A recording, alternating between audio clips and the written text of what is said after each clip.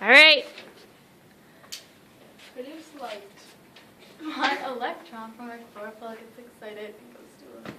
I catch the excited electron, pass it down the chain, and hydrogen ions pass through the membrane. I catch the excited electron and move the hydrogen ions across the membrane. And she gives it to... Who are you? Photosystem 1. Okay, so Photosystem 1, we'll talk about her after. Okay. And then I eat hydrogen, so then I can put these two together. So she eats the hydrogen ions, meaning that they pass through her. What's your name? ATP synthase. ATP synthase, right on, because your job is to synthesize ATP. Gosh, you're a good-looking ATP group. Awesome. Okay, so photosystem 1 gets that electron from the electron transport chain, and and it gets excited again by the light, so that ADPH can be formed. So the two things we get from photosynthesis from the light reactions are ATP and what did she give to? NADPH. Awesome. Good job. So, in this video, we were looking at the electron transport chain during the light reactions in photosynthesis. And by doing a role play, I was hoping that you could think back and picture the people and what they were doing and relate it to what happens in the chloroplast in terms of electron transport and production of ATP. So, we had the sun. We had a person who was looking after the light, which represented the sun. At the end of the bench, we had photosystem 2, and she had chlorophyll in her, which would essentially absorb light from the sun. The light comes from other pigments as well, but it gets directed to this chlorophyll, and the electron from the chlorophyll gets excited.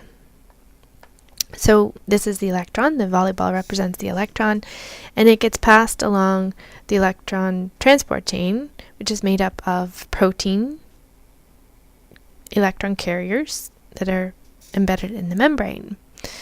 So we had 3 who were representing electron carriers in the membrane, and the bench represented the membrane itself. So that's the thylakoid membrane. We had a person who represented photosystem 1 that receives is the final electron acceptor, so receives the electron in the end, and another who was representing ATP synthase in the membrane. So, afterwards, we took a look at the diagram again and drew some arrows to kind of represent what was happening, but you should be able to explain what was happening. So basically, the light from the sun is absorbed by chlorophyll in the photosystem 2, other pigments that direct the energy towards that chlorophyll. Its electron gets excited and it's bumped up to a higher energy level. It's passed on to the first electron carrier, which passes it on to the second and on to the third. And with each passing, a little bit of energy is given off. And that little bit of energy can be used to move these hydrogen ions, which were the rocket candies, across the membrane. Okay, so it's establishing a high concentration of hydrogen ions on the other side of the membrane. So, the idea is the electrons are passed along the electron transport chain so that these hydrogens can be moved across the membrane, and there has to be a a final electron acceptor. In this case, the electron is going to replenish one that's been excited from photosystem 1.